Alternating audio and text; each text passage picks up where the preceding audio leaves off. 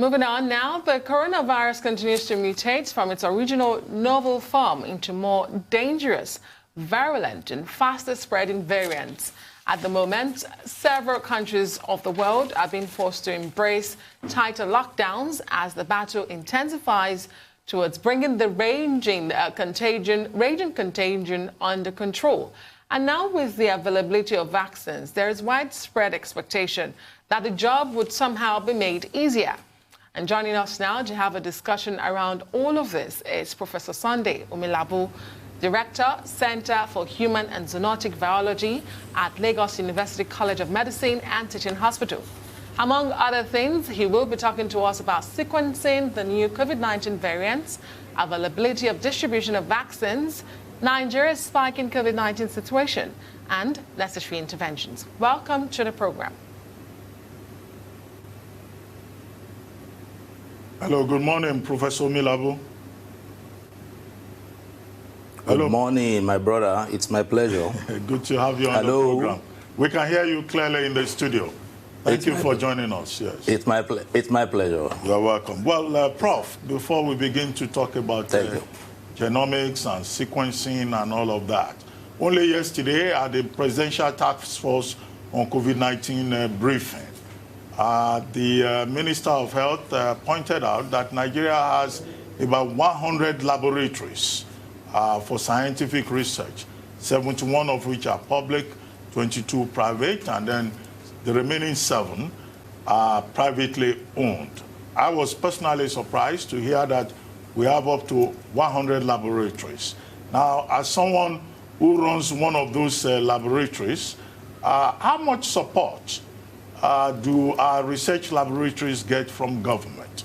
And what are the challenges that scientific researchers face? And what kind of difference would you like to see? Thank you very much. Let me quickly mention that with support, NCD is supporting the laboratory as much as they could for response to disease outbreaks. And before the COVID, we had about 15 laboratories that are in the network. Courtesy of NCDC, we had all along been responding to various disease outbreaks in the country. We've all heard of Ebola, we've heard of yellow fever, we've heard of monkeypox. These laboratory networks, they are in that loop, and NCDC has been the one that has been driving it. But it's mostly a response to outbreaks. For research activities, we need special equipment. We need special facilities that will enable us to actually probe more into virus isolates that is circulating. The Lagos State Biobank was established or was sponsored by the Canadian government following the Ebola disease outbreak in Lagos State. And this lab is the only lab that can favorably handle viruses of type 3 potency. Most of the laboratory facilities we have in the country, they are BSL 2 level.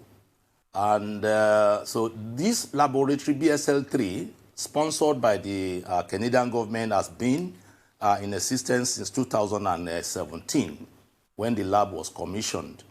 With the support from Lagos State government, the Canadian government, we've been having a lot of efforts trying to cultivate the virus in question. We've adapted it to tissue culture, and we've been studying the characteristics of the virus. And right now, we are in the process of sequencing a number of samples that we received in the last couple of weeks to see whether we're having a variant strain circulating in our environment. Over. Okay, great. So what exactly do we know about this new variant, Professor Omilabu? In South Africa, in the UK, there are concerns that, this is highly transmissible. And even in South Africa, the latest worry is that it may not actually work. The vaccines may actually not work against this new variant. So what do we know about this variant in Nigeria? Is it just one? And those who have had the previous variant, the novel one, can they still have this new variant? Thank you very much. Let me quickly disabuse our mind or enlighten ourselves with the issue of variants. All RNA viruses, they are normally, when they are replicating, they mutate. So they are bound to be variants following replicative cycles. So it's not a new thing. So as we have the viruses going through various hosts, so the virus will change. Some of its proteins will be changed, and this one will result into the so-called variants and maybe some other phenomena, features that affect the virus characteristics. So in the country, we've had various variants of the SARS-CoV-2 circulating. As reported by a colleague of mine at the SGID, Redeemer University. He reported some variants in August 2020, as well as in October. The essential thing is that with RNA viruses, we need to be monitoring them. So we need to carry out the sequencing from time to time, not just a chance occurrence, because the RNA viruses must normally change when they move from one dose to the other. So, and then of course, where you introduce drugs, so the virus must change because the virus would like to adapt safely in an environment. It doesn't want to die too. It doesn't want extinction. So that's what informs the reason why they mutate. So there must be variants. So now we have several variants in circulation. Like I mentioned earlier on, we are trying to sequence a number of isolates in Lagos State. So we are at advanced stage. Once we have the results, we're going to share it with the scientific world and the public at large. Okay, thank you so much, Prof. I've got a couple of questions. Number one will be about possible vaccine candidates. When are we even going to have vaccine made in? I know it's a tall dream, but it should be possible at some point. India just churned out their own homemade vaccine. That's one. Number two will be the conspiracy theory around vaccine and taking vaccine. There's a lot of vaccine hesitancy in the country. A prominent person once came out recently and said, don't take the vaccine because they're used to infuse a certain number or code or things like that. And even in the scientific community, I've had some doctors, that are arguing along that line too and saying, I don't know about this Pfizer BioNTech because it's a designer vaccine. And you know what I mean when it's a messenger mRNA. It's not the normal form of making vaccine that is an attenuated form of the virus that you use. So just break down all of this conspiracy theory. And when are we going to probably have probable vaccine candidates for ourselves in Nigeria? Thank you very much. Let me remind ourselves that Nigeria had been producing vaccines in the past. As far as early 50s, 1950s, we've been producing yellow fever vaccines in this country, even in this Lagos, at Yaba, where we have the first laboratory where yellow fever vaccines were produced. So the lab is still there, it's locked up. So it's not a new thing that we are just planning to produce vaccines. We had produced vaccines in the past for yellow fever that we even distributed across the West African sub-region. We also produced a rabies vaccine in this laboratory in Lagos in the past. So it's doable. Like I mentioned earlier on, I said we've already cultivated the virus. So we can go the simplest way by growing the virus in tissue culture. We inactivate, which the Chinese, that's what they used early 2020 to curb the spread of this SARS-CoV-2. So it's doable. Then coming to the issue of the conspiracy theory, Yes, it's possible and it is not impossible. This is science. So anybody can do whatever just to satisfy their own their wish or intention. So since we are not privy to what is in the vaccine, so one will not know what is actually in there. But let me quickly mention that in Nigeria, as well as other African countries, so we have to be very cautious because right away, we have an innate immunity that is actually trying to play down on the virus virulence. So we are not experiencing the same virulence as they experience abroad. So if we should now introduce vaccine to an individual that has an innate immunity, that vaccine might jeopardize the innate immunity we are experiencing. So we're going to go on a break real quickly. We have to actually show that those taking vaccines, they really need the vaccines. Those whose immunity is zero, they need to be primed so that they will now have immunity to lay on to fight the virus. But presently, we can see that majority of us, we carry the virus without even knowing we are carrying it. Yes, it's because the immunity in us is actually fighting the virus, playing it down so that the virulence will not show. So we only see the virus effect on those people with low level of immunity. Okay, so, okay. We'll quickly go on a break. Just hang on a minute, sir. Just hang on a minute. Professor Sunday, if you can hear me, so sorry. We'll cut you for a minute. We'll go on a break. We'll come back to you so you have your own take and your final take on that. We'll be right back.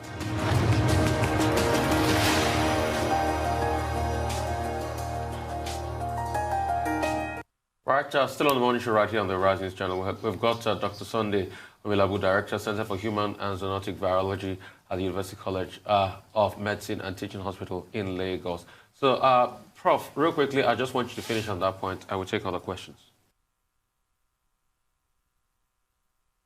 Yeah, on the vaccine issue, my advice would be that before we jab anybody, we should make sure that they have low-level immunity to SARS-CoV-2.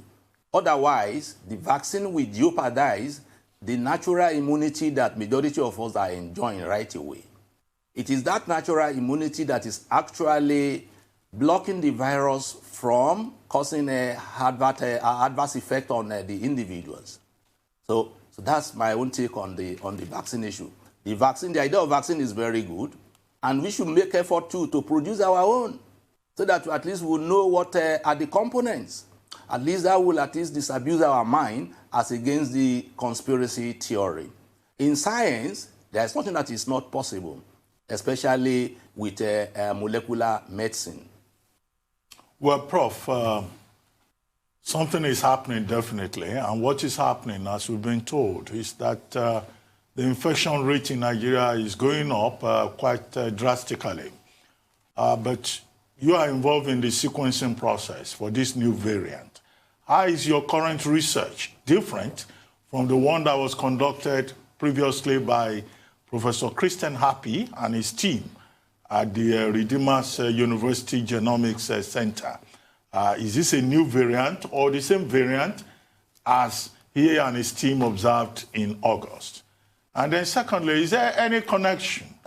Is there any connection between the rise in infection rates and this new variant? In other words, what are your preliminary findings? Because you said earlier that your research has reached an advanced stage. Are there certain preliminary findings that you would like to share with us? Thank you very much.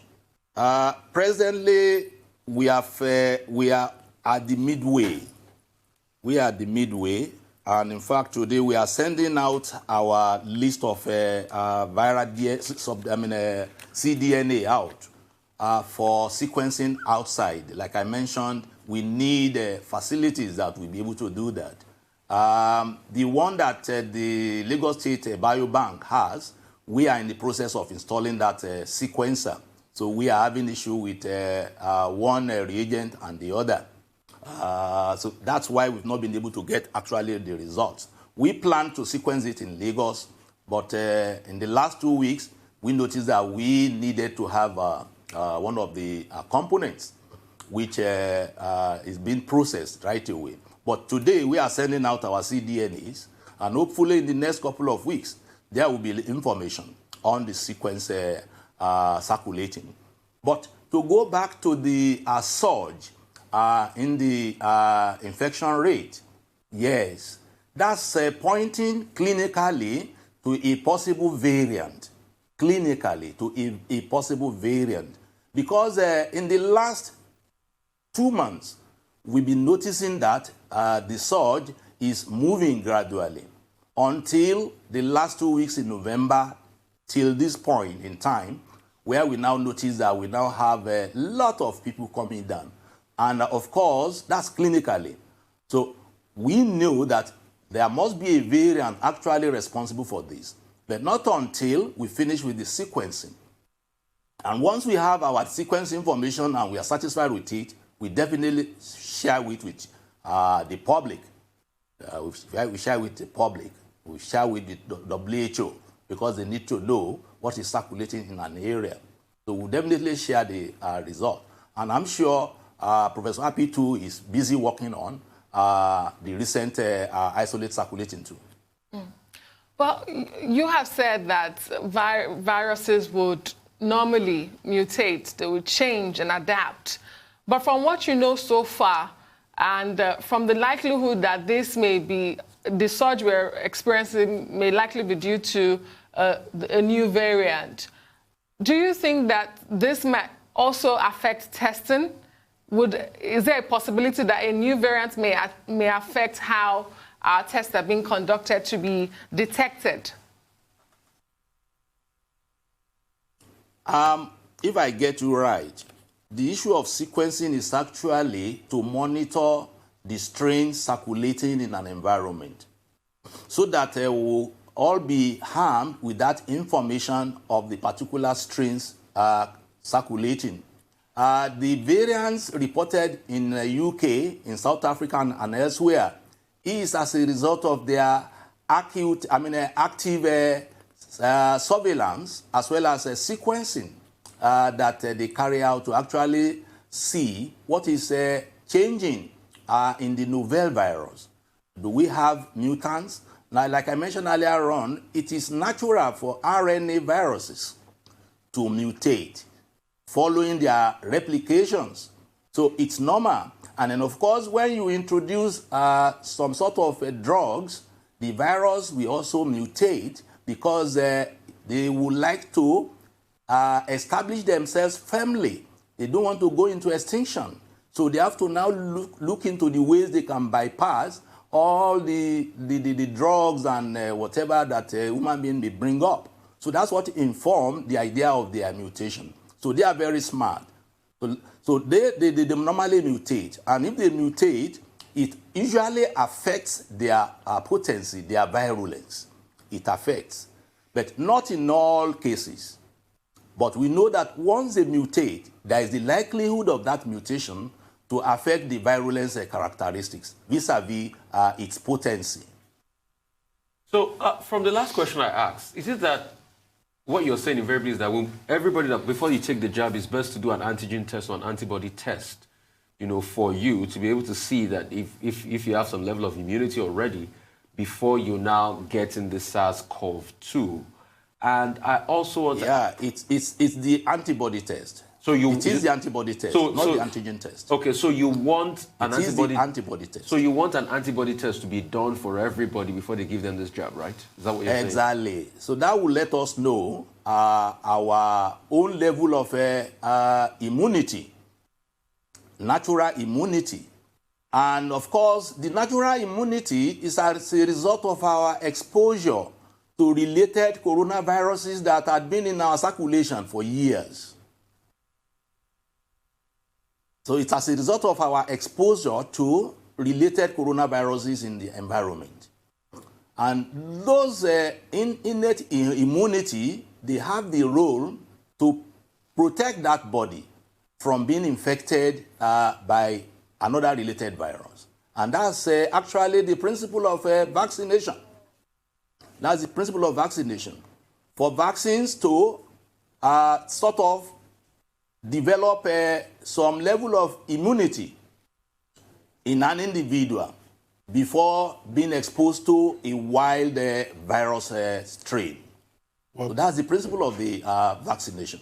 Prof, the federal government has informed us that there are plans to receive about 100,000 doses of Pfizer vaccine from the COVAX facility, and that in due course we'll get up to about 42 million doses, representing 20% of the Nigerian population when those doses are administered. Now, do you have any information about our level of preparedness in terms of how even those 42 million doses for 20% of the population will be administered with regard to necessary infrastructure, storage, cold storage chain, for example, syringes, for example, vaccination centers, for example, and, you know, the basic environment of ensuring that, because that's what we've been told, and then we've been told additionally that we're talking to the Chinese to see how we can get other vaccine candidates. What's your own assessment? Is there something you know that you would like to share with us? Thank you very much. I don't actually know much. What I heard the director, the DG NCDC saying is that the NCDC as well as the National Primary Healthcare Agency are working together to actually prepare the ground for the SARS-CoV vaccine that the federal government has already placed an order for. Like you rightly mentioned, we need to prepare in terms of storage. Most of those vaccines, they really need a cold chain that will keep the protein material. Otherwise, we will end up giving water, so to say, to people at the end of the day, once it's no more potent. So the issue of storage is very, very critical. Like we heard of the Moderna vaccine, the Pfizer Moderna vaccine. So we know that that one requires a negative pressure, negative degree centigrade cold chain, minus 80 degrees. Minimally, we need minus 30 degrees. So we need a lot of freezers that can really handle this. And if you want to even go into into all our LGAs and so on, so we have to put all these things into our program where they don't even have a 24/7 power supply. So, which means they have to find a location where they will, put a generator that will at least power the freezer there. So I think they are moving into this. They are working the logistics. So it's better we have the logistics in place before we place order for the vaccine, so that we will not end up giving people a vaccine that is already failed before we even give them. So I'm sure they are working tooth and nail. I overheard the DG NCDC talking about that, listening to him on his sister television program last week. Okay. I'm sure they are really working to make sure that they prepare ahead of the vaccines. All right, Professor Omilabu, we'll go on another quick break and we'll be back to talk some more. Please stay with us.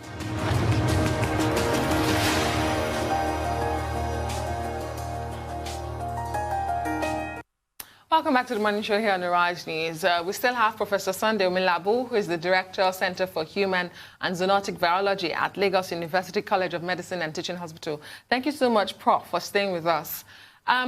You've talked earlier about the limitations in sequencing we have as a country. I think the UK is said to be one of the best when it comes to sequencing at the moment, and that's why they're able to catch, the variant, as it's evolving. Considering that limitation, is it possible that perhaps we even have more variants that we have not caught? And what does that mean for our response, COVID-19 response as a country? Yeah, it's a big problem. You see, the virus is an RNA virus, and like I said, RNA viruses, they are prone to changing from time to time. As they are replicating, they change. By the time they replicate about 1,000 times, naturally they will change. But the moment we now introduce drugs to treat or to fight them, then they now change faster. They change faster to get themselves protected against whatever medication that is produced. So naturally they will mutate, and we are dealing with mutants already. So it's a natural phenomenon, and no doubt about it is having its impact on the virulence of the virus or the viruses circulating now in our environment. So like we rightly said, we need to have an active surveillance to be monitoring the virus isolates. As they mutate, we now pick them.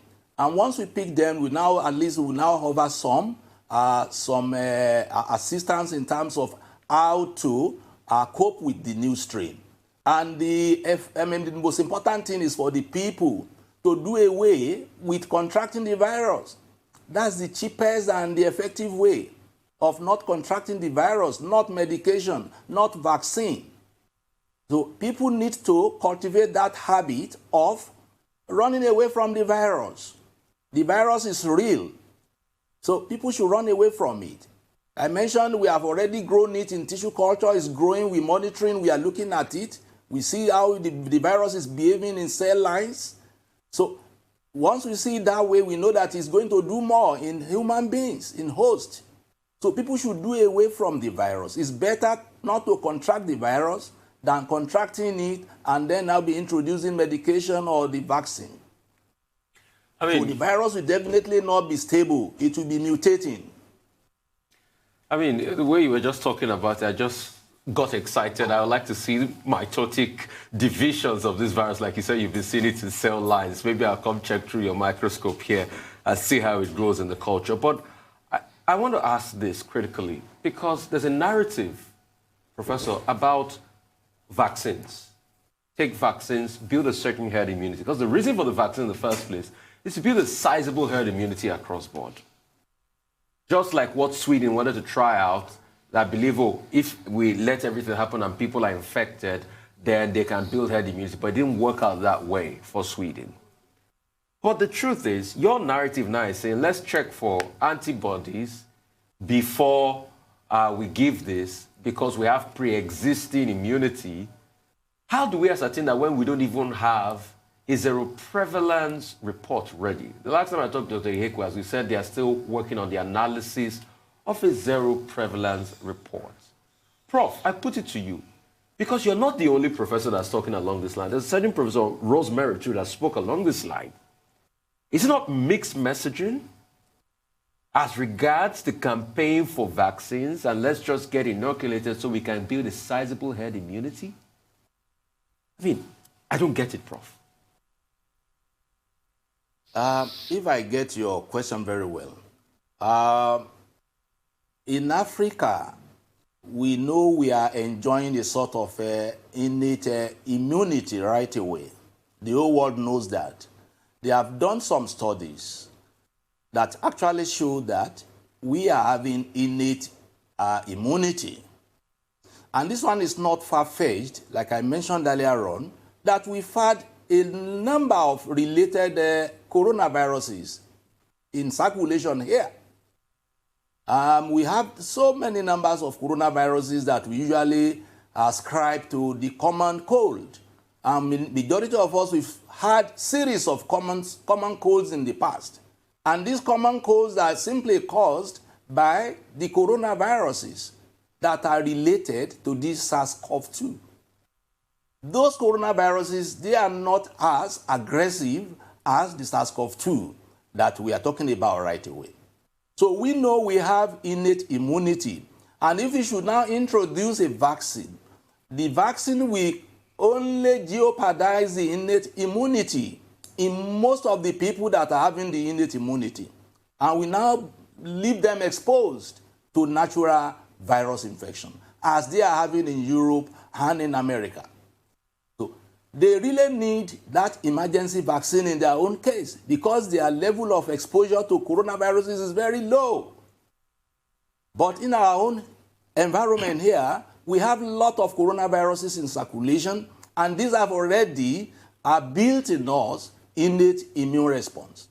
So we need to actually establish the level of the immune response through seroprevalence study that you mentioned. Hello? I'm with you, sir. I'm with you, Prof. Prof, I'm with you. So we need to know the level of seroprevalence in the community so that we don't waste our vaccines. The vaccines are very expensive and they are not even enough to go around. So if we must use the vaccine, we need to know that we really give to those that are really in need.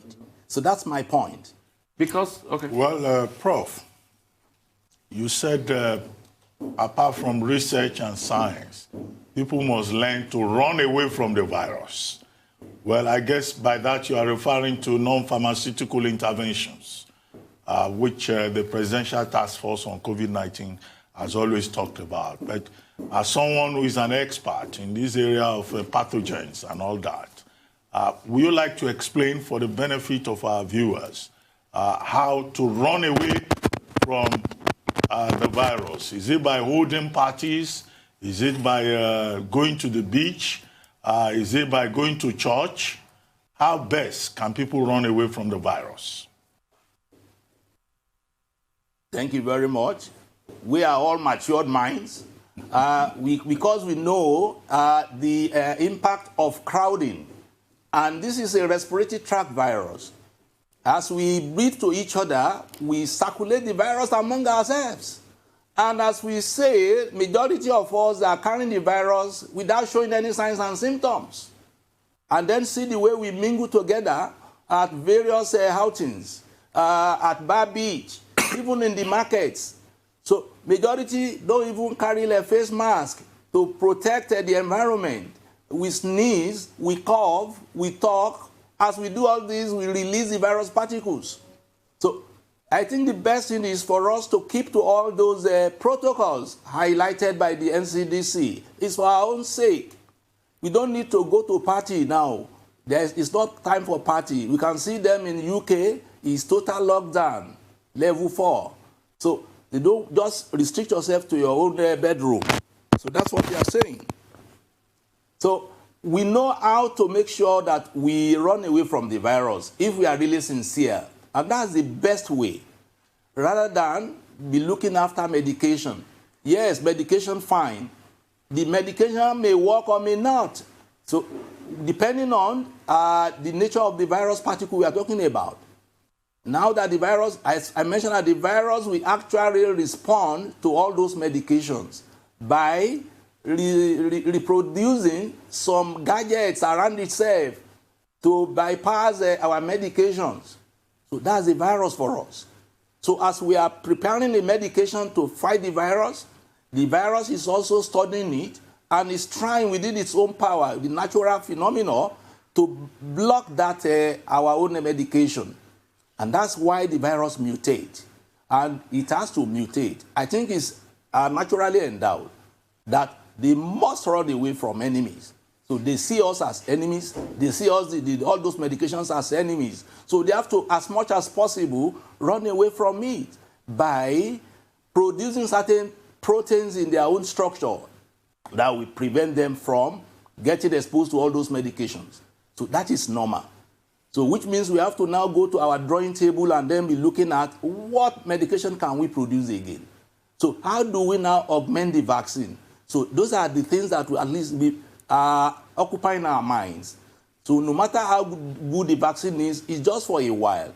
Because the virus will mutate to the extent that the medication will not be effective on it again. The vaccine will not even have impact on it. We are living with influenza virus. We notice that it is year in, year out. So they have to produce a vaccine on a yearly basis. So that's telling us that the virus particle we have this year will not be what we are going to have next year. It's another fellow RNA viruses. So those are the situation. RNA viruses, they will mutate. They want to stay here and fight us. So the best thing for us is to run away from the virus. And there are several ways by which we even move into the virus den. it is SARS-CoV now. Another one will still come in form of epidemics or pandemics. Because we know how we moving into all those bushes where those animals are. The zoonotic viruses are there. And as human beings go into their own den, the chances of our carrying them home is very high. So we have to make sure that we run away from all those things that will encourage the virus from growing in our own body. Okay. And Professor, being the scientist that you are and seeing how dangerous this can be, the longer the virus stays, the more dangerous it becomes for all of us.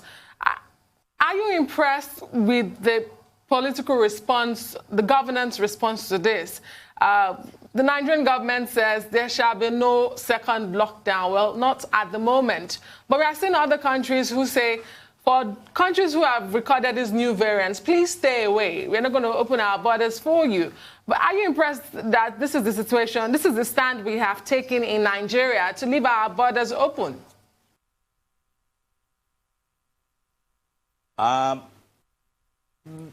Those decisions, I think, borders on economics. It's not scientific. It borders on economics, and the government have the right, because they are the ones measuring the economic prowess of the country.